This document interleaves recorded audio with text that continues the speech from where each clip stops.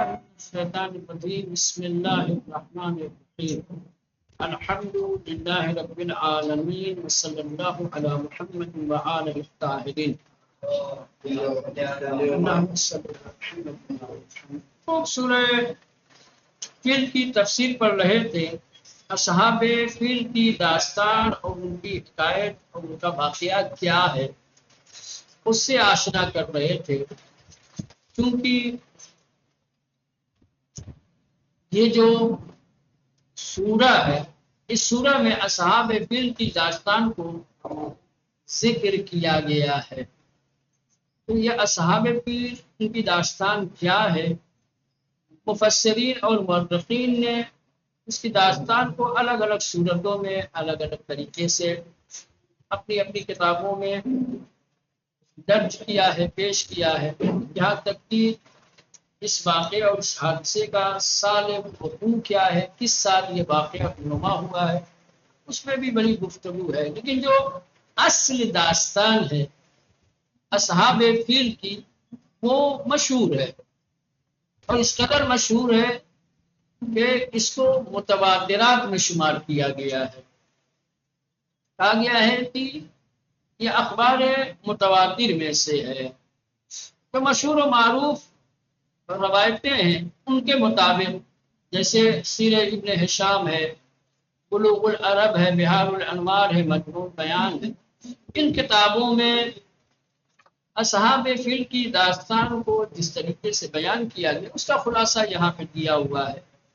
کہتے ہیں کہ یمن کا بادشاہ جس کا نام ذونواس تھا، اس نے نجران کے عیسائیوں کو کہ جو یمن کے قریب رہتے تھے ان کے اوپر ظلم و تشدد کرنا شروع کیا۔ اور ظلم و تشدد کرنے کی وجہ یہ تھی کہ یہ ذونواس چاہتا تھا کہ جتنے عیسائی ہیں یہ سارے کے سارے اپنا مذہب چھوڑ دیں۔ قرآن نے اس ماجرے کو اصحاب الاخدود کے عنوان سے سورہ بروج میں ذکر کیا ہے۔ کہہ رہے کہ ہم نے وہاں پر اس داستان کو تفصیل کے ساتھ بیان کیا ہے۔ بہرصورت تو ذونواس نے نجران کے عیسائیوں پر ظلم و ستم کرنا شروع کیا، عیسائیوں کو آزار و اذیت دینا شروع کیا۔ جب یمن کے بادشاہ ذونواس نے نجران کے عیسائیوں کو اپنے ظلم و ستم کا نشانہ بنانا شروع کیا تو اس عظیم جنایت اور ظلم کے بعد ایک شخص جس کا نام دوس ہے، وہ اس کے ظلم و ستم سے اپنی جان بچا کر وہاں سے بھاگا۔ اس کی جان بچ گئی اور اپنے آپ کو روم کے بادشاہ تک پہنچایا۔ یہ جو روم کا بادشاہ تھا اس کا بھی مذہب عیسائی تھا، وہ بھی عیسائی مذہب کا تھا۔ یہ جو بھاگ کے آیا ہے نجران سے یہ بھی عیسائی ہے، اور روم کا بادشاہ جس کے پاس بھاگ کر کے آیا یہ بھی عیسائی ہے۔ اس نے ساری داستان بتائی، ذونواس کی طرف سے نجران کے عیسائیوں پہ جو ظلم و ستم ہو رہا تھا اس کی تفصیل بتائی، تو ساری کہانی سنا دی اس کو۔ روم اور یمن کے درمیان کوئی بہت زیادہ فاصلہ نہیں ہے، روم اور یمن کے بیچ فاصلہ کم ہی تھا، کوئی زیادہ نہیں تھا۔ لہذا جو قیصر روم تھا، روم کا جو بادشاہ تھا، اس نے حبشہ کے بادشاہ جس کا نام نجاشی ہے، حبشہ کے بادشاہ نجاشی کو ایک خط لکھا اور خط میں اس بات کی درخواست کی اور تقاضا کیا کہ نجران کے عیسائیوں پہ جو ظلم و ستم کیا گیا ہے اس کا بدلہ لیا جائے، ذونواس کو اس کے ظلم و ستم کی سزا دی جائے، اس سے انتقام لیا جائے۔ اور یہ خط قیصر روم نے اسی آدمی اور اسی شخص کے ہاتھ نجاشی کے پاس بھیجا جو نجران سے اس کے پاس بھاگ کر آیا تھا۔ نجران سے جو بھاگ کے آیا تھا قیصر روم کے پاس، قیصر روم نے یہ خط اسی کے ہاتھ میں دیا اور کہا کہ لے جاؤ، یہ حبشہ کے بادشاہ نجاشی کو دے دینا۔ چنانچہ وہ خط لے کر کے آیا، نجاشی کو جب خط ملا ہے تو نجاشی نے تقریباً 70,000 سے زیادہ سپاہیوں کا ایک لشکر تیار کیا اور اس لشکر کا سردار بنایا ارباط نام کے ایک شخص کو، اور اس کو یمن کی طرف بھیج دیا، کہا جاؤ یمن کا جو بادشاہ ذو نواس ہے اس سے جنگ کرو۔ چنانچہ اب یہ لشکر آیا۔ اب یہ ابرہہ جو اس لشکر کا ایک سپاہی تھا یمن کے، سمجھ گئے؟ اب یہ جو ذو نواس تھا یمن کا بادشاہ، یہ حبشہ کی فوج سے شکست کھا جاتا ہے۔ نجاشی نے جو لشکر بھیجا تھا یمن کے بادشاہ سے لڑنے کے لیے، یمن کا بادشاہ شکست کھا جاتا ہے اور نجاشی کا لشکر کامیاب ہو جاتا ہے، اور یہ جو سردار لشکر تھا ارباط، یہ یمن کا بادشاہ بن جاتا ہے، ذو نواس کی جگہ یہ آ جاتا ہے، ٹھیک۔ اور پھر کچھ دنوں کے بعد ابرہہ نے اس کے خلاف کیا کیا؟ قیام کر دیا، شورش کر دی، اور یہ خبر نجاشی تک پہنچی، اور اس کو ابرہہ کو یہ کیا نام ہے، کچھ مدت کے بعد ابرہہ نے اس کے خلاف، کس کے خلاف؟ یہ جو یمن کا بادشاہ بنا ہوا تھا ارباط، اس کے خلاف قیام کیا، جنگ کی، اور اس کو اس کی جگہ سے بے دخل کر دیا۔ یمن میں جو نیا بادشاہ بنا ہوا تھا نجاشی کے لشکر کا جو سپہ سالار تھا، ٹھیک، ابرہہ نے اس کو شکست دے کے اس کی جگہ پر خود قابض ہو گیا، تو اب یہ ابرہہ ہو گیا یمن کا حاکم اور حکمران۔ اب یہ خبر نجاشی تک پہنچی کہ ایسے ایسے تم نے جو لشکر بھیجا تھا وہ لشکر تو یمن کے بادشاہ ذو نواس پہ غالب آ گیا تھا، اور تمہارا سپہ سالار وہاں کا حاکم اور بادشاہ بن گیا تھا، ٹھیک۔ ابرہہ نامی ایک شخص نے حملہ کر کے اس کو وہاں سے نکال دیا ہے اور خود یمن کا حاکم بن بیٹھا ہے۔ تو جب یہ ماجرا، یہ داستان کی خبر نجاشی تک پہنچی، اس نے ارادہ کیا کہ ابرہہ کو شکست دے، ابرہہ کو یمن سے بے دخل کرے۔ ابرہہ نے کیا کیا کہ اس نے اپنی نجات کے لیے، اپنے آپ کو بچانے کے لیے اپنے سر کے بال مڈائے اور یمن کی کچھ مٹی اپنے ساتھ لیا اور بے نشان تسلیم کامل نزد نجاشی فرستاد، اور وہ بھیج دیا، وہ مٹی اور بال کے ٹکڑے، بال کے کچھ حصے کیا ہے حبشہ کے بادشاہ نجاشی کے پاس بھیجا، اور یہ علامت تھی اس کے سرنڈر ہونے کی، اس کے تسلیم ہونے کی، کہ بھائی لشکر فوج بھیج کر کے ہمارے ساتھ لڑائی نہیں کرو، ہم تو یمن کی سرزمین سے نکالو نہیں، ہم تمہارے فرما بردار ہیں، ہم سرنڈر کرتے ہیں، ٹھیک۔ اور ہمارے سرنڈر ہونے کی یہ علامت ہے کہ ہم نے اپنے بال بھی مڑا لیے ہیں، اور یہ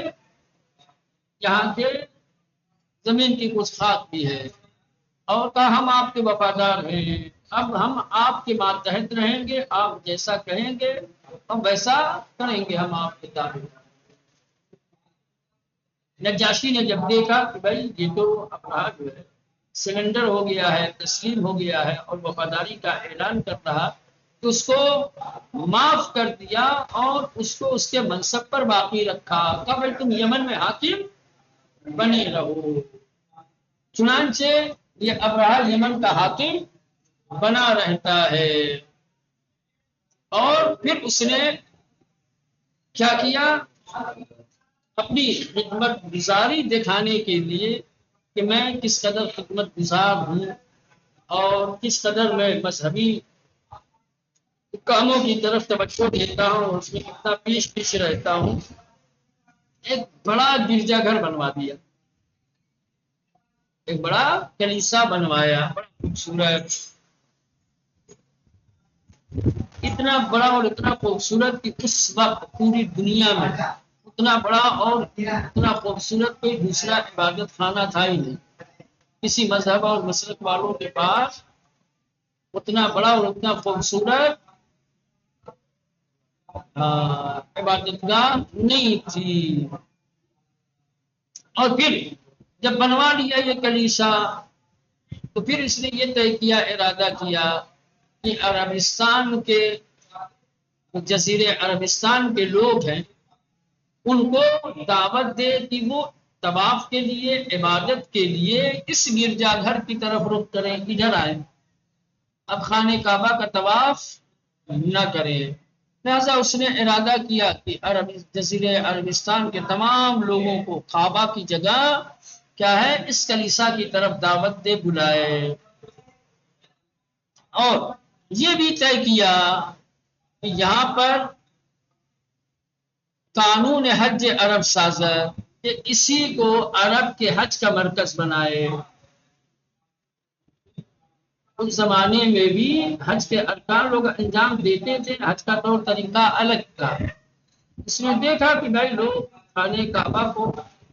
عبادت گاہ مانتے ہیں اور وہاں حج کے ارکان انجام دیتے ہیں۔ جب اس نے یہ خوبصورت اور بڑا کلیسا بنوا لیا تو اس کے دل میں شوق پیدا ہوا کہ بھائی کعبہ مرکز نہ رہے، بلکہ میں نے اتنا پیسہ لگا کر کے، زحمتیں اٹھا کر کے اتنا عظیم اور خوبصورت کلیسا بنایا ہے تو مرکز عبادت یہ ہو، لوگ یہاں پہ آئیں عبادت کریں، یہاں آئیں طواف کریں، یہاں آئیں ارکان حج انجام دیں۔ چنانچہ اس نے فیصلہ کیا اور جزیرہ عرب کے لوگوں کو دعوت دی کہ ارکان حج انجام دینے کے لیے تم کعبہ نہ جاؤ بلکہ یہاں یمن آؤ،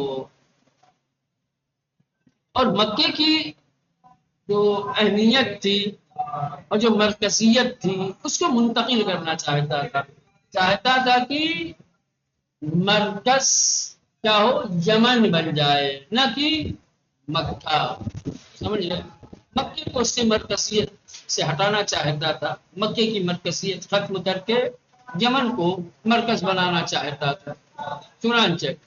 اسی وجہ سے بہت سارے مبلغین کیا ہے سرزمین حجاز پر اس نے بھیجے، روانہ کیے، جو عربوں کے درمیان جا کر کے اپنے بادشاہ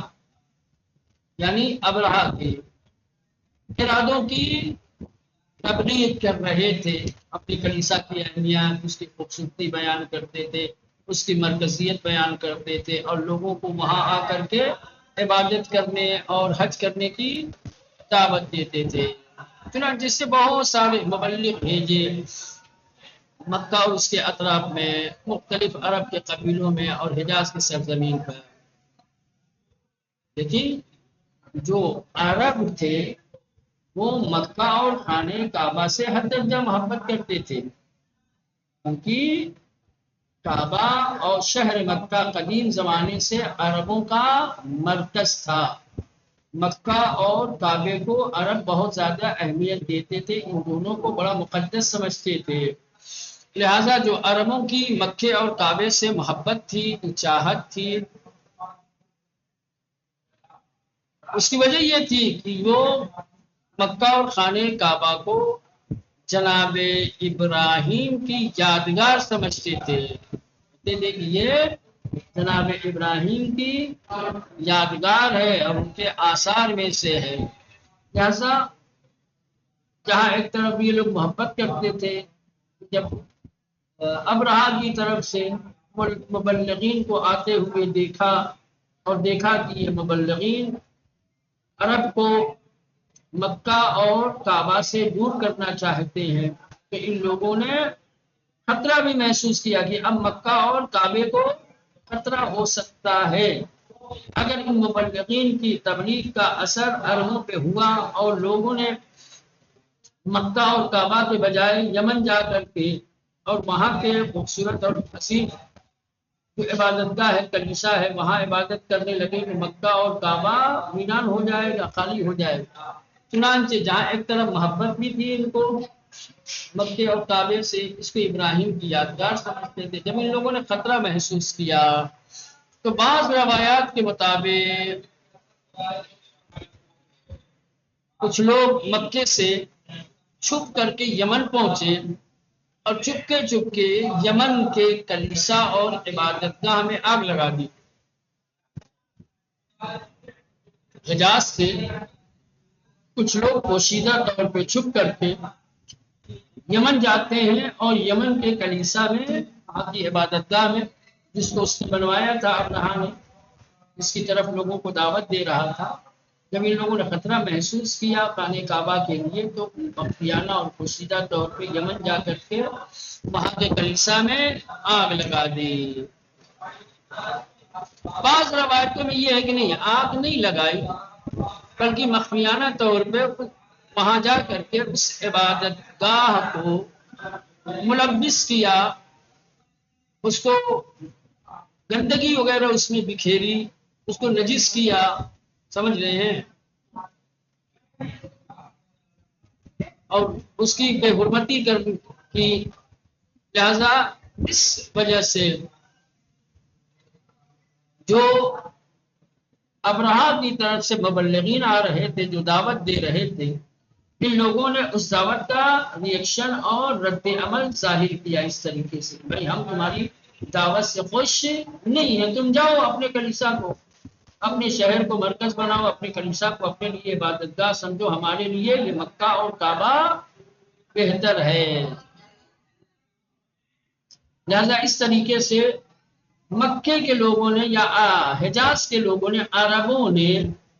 ابرہہ کا جو کلیسا تھا، ابرہہ کا جو عبادت گاہ تھی، اس کو بے اعتبار بنا دیا، بے وقت بنا دیا، کہا نہیں، تم نے بنوایا ہے یہ کلیسا، اس عبادت گاہ کی تعمیر تم نے کی ہے اور بڑا عظیم الشان اور بہت بڑا بنایا ہے، تو تمہارے لیے اس کی اہمیت ہوگی، ہمارے نظر میں اس عبادت گاہ کی، اس کلیسا کی کوئی اہمیت نہیں ہے، ہماری نظر میں مکہ اور کعبہ کی حرمت اور عظمت ہے۔ تو جب ان لوگوں نے، عربوں نے ابرہہ کے کلیسا اور اس کے معبد کی بے حرمتی کی، آگ لگا دی، تو ابرہہ بڑا ناراض ہوا، غصے میں ہوا، اور اس نے یہ طے کیا کہ اب وہ بھی پوری طریقے سے خانہ کعبہ کو ویران کر کے رہے گا، خانہ کعبہ کو مسکا، وہ انتقام لے گا اس بے حرمتی کا اور اس آتش زنی کا، ان سے انتقام لے گا، اور انتقام یہ ہوگا کہ اب ہم ان کے معبد کو نقصان پہنچائیں گے، ہم ان کے خانہ کعبہ کو ویران کر دیں گے۔ اب جب گرا دیں گے ان کے معبد کو، تو ہو سکتا ہے کہ عربوں کی توجہ ہمارے معبد کی طرف ہو جائے، جب نہیں رہے گا کعبہ تو کیا کریں گے؟ لہذا ایک عظیم لشکر تیار کیا، اور اس کے کچھ سپاہی ہاتھیوں کی پشت پر تھے، ہاتھیوں کا استعمال کیا، اور بہت سارے سپاہیوں کو ہاتھی پہ سوار کر کے اس نے مکہ روانہ کیا۔ جیسے ہی یہ فوج، یہ لشکر مکہ کے قریب پہنچی، کچھ لوگوں کے اونٹوں کو، کچھ لوگوں کے اموال کو، جو مکے کے تھے، ان لوگوں نے اس پر دھاوا بول دیا، لوٹ مار کر کے اپنے قبضے میں لے لیا۔ جب یہ مکے کے قریب پہنچے ہیں تو مکے کے کچھ لوگ اطراف مکہ میں اپنے اونٹ وغیرہ چرا رہے تھے، چراگاہیں تھی ان کی، ان کے پاس اونٹ اور دوسرے جانور تھے، تو کیا کیا ان لوگوں نے، مکہ کے لوگوں کے اموال اور ان کے اونٹوں کو غارت کیا، یعنی غارت کرنے میں لوٹا، کہ جس میں جناب عبد المطلب کے بھی 200 اونٹ لوٹے گئے تھے، جناب عبد المطلب کے بھی 200 اونٹ تھے، جس کو ابرہہ کے لشکر نے اپنے قبضے میں لے رکھا تھا۔ ٹھیک، لہذا غارت گری کے بعد ابرہہ نے ایک شخص کو شہر کے اندر بھیجا، مکے میں بھیجا، اور اس سے کہا کہ جو مکے کا بزرگ ہے، مکے کا سردار ہے، اس کو تلاش کرو اور اس سے کہو کہ یمن کا بادشاہ ابرہہ کہتا ہے کہ میں تم لوگوں سے جنگ کرنے کے لیے نہیں آیا ہوں، میرا ارادہ صرف اتنا ہے کہ میں خانہ کعبہ کو ویران کروں، اس کو مسمار کروں۔ اگر تم لوگ جنگ کے لیے آگے بڑھو گے تو پھر تم لوگوں کا خون بہانے میں ذرہ برابر کوتاہی نہیں کروں گا۔ تم سب کے خون تم سب قتل کر کے جاؤ۔ چنانچہ ابرہہ کا نمائندہ، ابرہہ کا وہ شخص ابرہہ کا پیغام لے کر کے مکہ میں داخل ہوا اور مکہ کے شریف اور رئیس کی جستجو کرنے لگا۔ سارے مکے والوں سے پوچھ رہا کہ بھائی شہر کا رئیس کون ہے، شہر کا سردار کون ہے؟ سب نے جناب عبد المطلب کی طرف اشارہ کیا، سب نے بتایا کہ بھائی یہاں کے سید و سردار عبد المطلب ہیں۔ لہذا وہ شخص جناب عبد المطلب کے پاس آتا ہے۔ پہلے تو لوگوں نے بتایا، داستان سنائی کہ اس طریقے سے ہے، کوئی بڑا عظیم لشکر آیا ہے، اس نے ہمارے اونٹوں کو، ہمارے اموال کو لوٹ لیا ہے، اور اب اس طریقے سے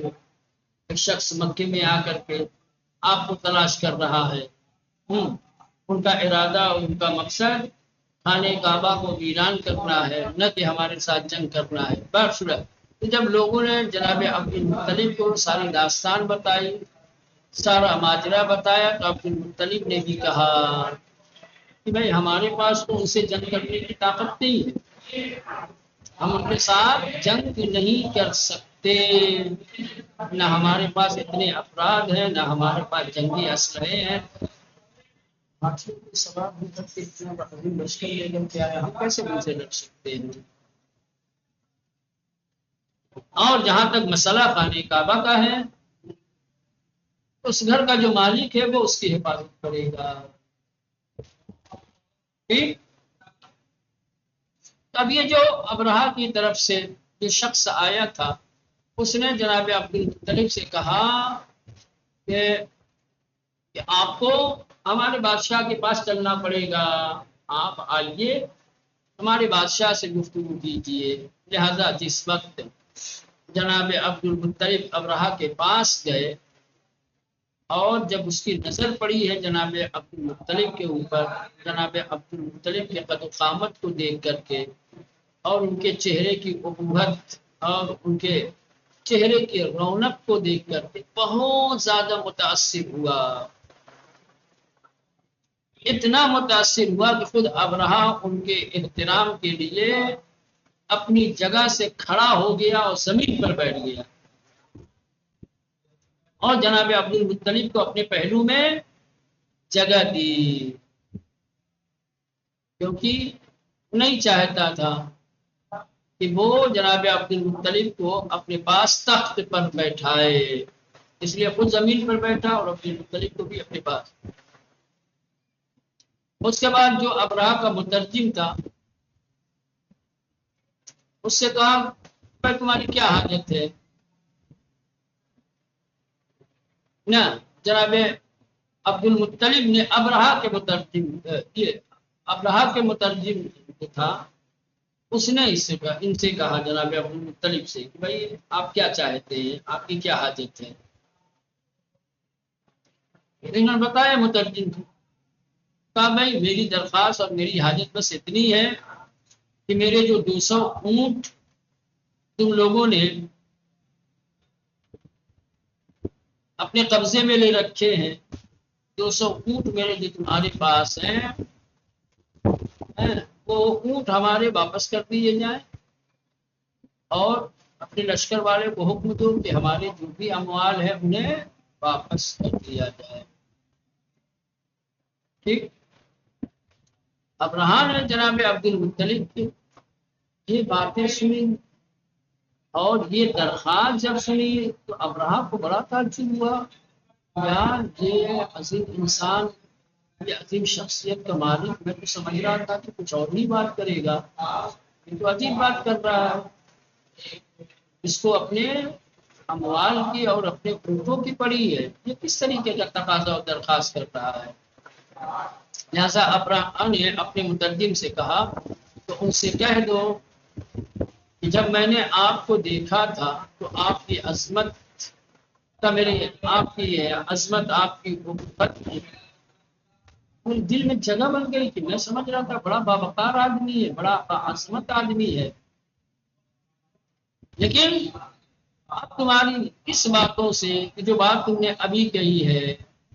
تم میری نظروں میں بڑے حقیر ہو گئے، معمولی ہو گئے۔ جب تم آئے تھے ابھی کوئی گفتگو نہیں ہوئی تھی، تو میں نے صرف آپ کی شان و شوکت دیکھ کے، آپ کا قد و قامت، آپ کے چہرے کے تأثر اور چہرے کی رونق دیکھ کر کے میں بڑا متاثر ہوا تھا۔ میں سمجھ رہا تھا کوئی بڑا عظیم انسان ہے، آپ کی عظمت کا میں قائل ہو گیا تھا، میرے دل میں آپ نے جگہ بنا لی تھی۔ لیکن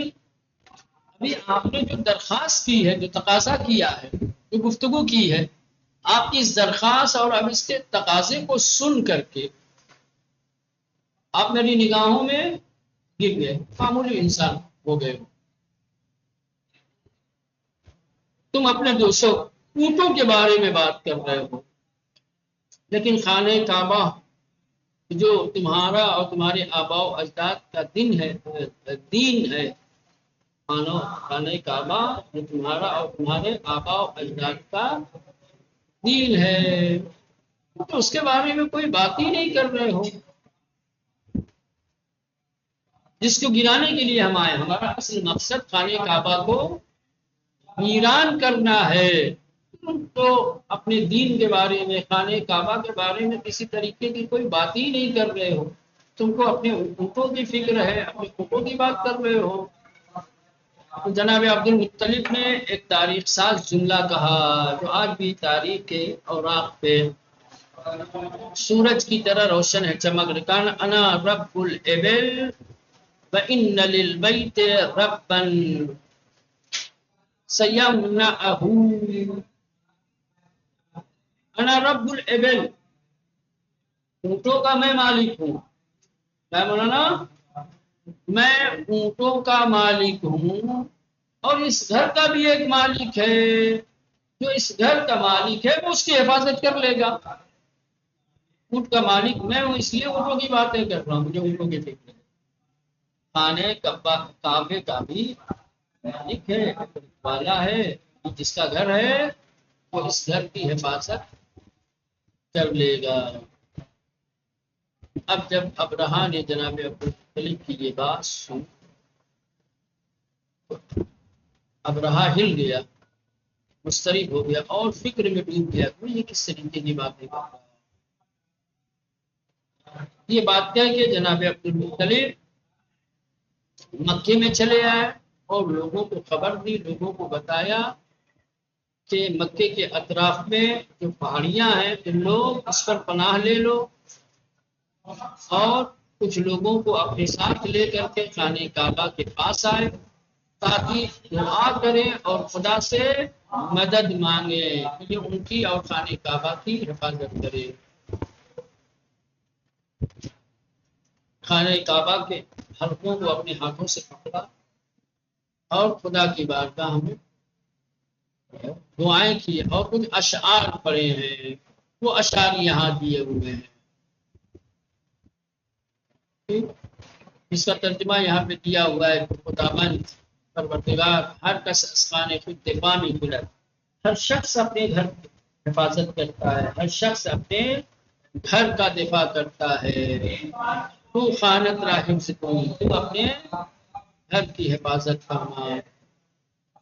ہرگز مباد روسی کی صلیب آنہا و قدرت شان کرنی رو ہے تو غلبے کنا۔ ہمیں ایسا دین دیکھنا نصیب نہ ہو، ایسا دین نہ آئے کہ جب ان کی صلیب اور ان کی قدرت اور ان کی طاقت اس پر غالب آ جائے۔ معنہ تمام نیروہائے بلاد خویش و اللہ با خود آورتے آن، وہ اپنی تمام شہر کی طاقتیں اور اپنے شہر کے تمام ہاتھیوں کو لے کر کے آئے ہیں، تا ساکنان حرم پورا اسیر کنن، تاکہ تیرے حرم کے ساکنین کو قیدی اور اسیر بنایا۔ خداوندہ ہر کس اسخان باد خویش دفاع میں بلد، ہر شخص اپنے فیملی اور اپنے گھر والوں کا بچاؤ کرتا ہے، اس کا دفاع کا۔ تو ہی الساکنان حرم امنت دفاع، خدایا تو بھی اپنے امن والے حرم کا دفاع کر۔ امروز ساکنان این حرم را بر آل صلیب و عبادت کنندگان شیاری فرما، اور آج اس حرم کے ساکنین کو آل صلیب پر اور اس سے عبادت کرنے والوں پر کامیابی اور کامرانی عطا فرما۔ سپس عبد المطلب بیکی از ذرائع اطراف مکے آمد۔ اس کے بعد جناب عبد المطلب مکے کے اطراف کے دروازوں پر سے ایک دروازے پر آئے، بدر انجا با جمی از قریش پناہ گرفت، اور وہاں پر قریش کی ایک جماعت اور ایک گروہ کے ساتھ پناہندہ ہو گئے۔ وہ یکی از فرزندانش دستور داد، اور اپنے بیٹوں میں سے ایک بیٹے کو حکم دیا کہ بالائے کوہ ابو قبیس برود، کوہ ابو قبیس کی بلندی پر جائیں اور دیکھیں کیا ہو رہا ہے، اور پھر وہ خبر دیں، ماجرا دیکھیں۔ فرزندش بسرعت نزد پدر آمد، لڑکا گیا پہاڑ سے سارا ماجرا دیکھا اور پھر بھاگ کر کے اپنے والد کے پاس آیا اور کہنے لگا پدر اب سیاہ از ناحیہ دریائے احمد و چشم خورا، بابا ایک سیاہ بادل دریائے احمد کی طرف سے، احمد دریائے احمد دریائے احمد کی جانب سے ایک سیاہ بادل نظر آ رہا ہے کہ جو ہماری سرزمین کی طرف آ رہا ہے، ایک سیاہ بادل دریائے احمد کی طرف سے ہمارے شہر کی جانب آ رہا ہے۔ عبد المطلب یہ خبر سن کر کے خوشحال ہوئے، شاد ہوئے اور آواز دی یا معشر قریش ادخلوا منازلکم فقد آتاکم اللہ بالنصر من عنده، اے جمعیت قریش اپنے اپنے گھروں میں واپس چلے جاؤ، کیونکہ خدا کی جانب سے اب نصرت اور مدد آ رہی ہے۔ اے جمعیت قریش، اے قریش کی جمعیت، اے قریش بمنزلہ خود باز گردید، اپنے اپنے گھروں میں چلے جاؤ، اپنے اپنے گھروں کو واپس جاؤ، نصرت الہی کے سراغ شما آمد، کہ خدا کی مدد اور نصرت تمہارے لیے آ رہی ہے۔ ان اصل یہ تو ایک طرف کا منظر ہے۔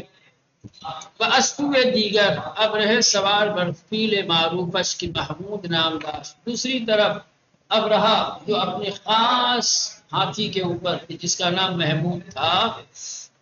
با لشکر انبوہش برائے درہم کو بھی در کعبے از کوہائے اطراف سرازیر مکے شد، اب رہا اپنے عظیم لشکر کے ساتھ خانہ کعبہ کو ویران کرنے کے لیے اطراف کی پہاڑیوں سے مکے کی طرف آیا۔ بلے ہر چے برفیل خود فشار میں آنا چاہتا تھا، نیچے اترنا چاہتا تھا، بلے ہر چے برفیل خود فشار میں آور پیش نہیں رہا، اب رہا اپنے ہاتھی کے اوپر دباؤ ڈال رہا تھا کہ کسی طریقے سے یہ آگے بڑھے اور پہاڑیوں سے نیچے مکے کی طرف جائے، لیکن اس کا ہاتھی اپنی جگہ سے جنبش نہیں کر رہا تھا، آگے نہیں بڑھا اما ہنگامے کے سرے پورا بسوئے یمن باز میں گردان بصورت حرکت، اور جیسے ہی اب رہا اپنی ہاتھی کا رخ یمن کی طرف کرتا تھا تو ہاتھی دوڑنے لگتا تھا، لیکن مکے کی طرف جب کرتا تھا تو اپنی جگہ پہ پیر جما کر کھڑا ہو جاتا تھا، آگے بڑھتا ہی نہیں تھا۔ اب رہا از این ماجرا سخت متعجب شد، اب رہا اس واقعے اور اس ماجرا سے حیرت میں ڈوبا ہوا کرتا، تمہیں کیا ہو گیا ہے؟ میں اپنے ہاتھی کا رخ یمن کی طرف کرتا ہوں تو بھاگنے لگتا ہے، مکے کی طرف کرتا ہوں تو پیر جما کر کے کھڑا ہو جاتا ہے۔ لہذا یہ حیرت اور تعجب میں ڈوبا ہوا تھا۔ درین ہنگام پرندگان اسوئے دریا فرا رسیدہ، کہ اسی وقت دریا کی جانب سے پرندے آ پہنچے، ہمانند پرستوہا بہر کا اسنا، ابابیل کی شکل میں، کہ ہر یک از آنها سے عدد سنگریزی با خود ہمراہ داشت، کہ ہر پرندہ اپنے ساتھ 3 پتھر کے سنگریزے، پتھر کی کنکریاں لیے ہوئے تھے، یکی بے منقار، ایک اپنی چونچ میں، بدو تا در پنجہا، اور 2 اپنے اپنے پنجوں میں، تقریباً بے اندازے نخود۔ یہ جو سنگریزے تھے ان کا اندازہ تقریباً چنے کے برابر، نخود یعنی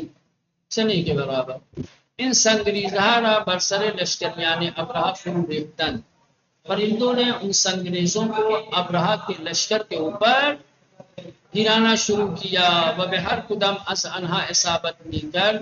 اور وہ سنگریزہ جب کسی سے جا کے ٹکراتا تھا، کسی کے اوپر گرتا تھا تو ہلاک میشد، وہ وہیں ڈھیر ہو جاتا تھا۔ وبعض گفتہن، اور بعض مفسرین نے، بعض علماء نے کہا ہے کہ سنگریزہ پہ ہر جائے بدن انہا میں گفتہ سوراخ بھی کر، یہ سنگریزہ بدن کے جس حصے میں پڑتا تھا وہاں سوراخ کر دیتا تھا۔ وَأَسْتَرْ پہ مقابل خارج میں شروع، اور اس کے دوسری طرف نکلتا، سر پہ گرتا تھا، سینے پہ گرتا تھا تو پشت کی طرف، پشت پہ گرتا تھا تو سینے کی طرف، اس طریقے سے۔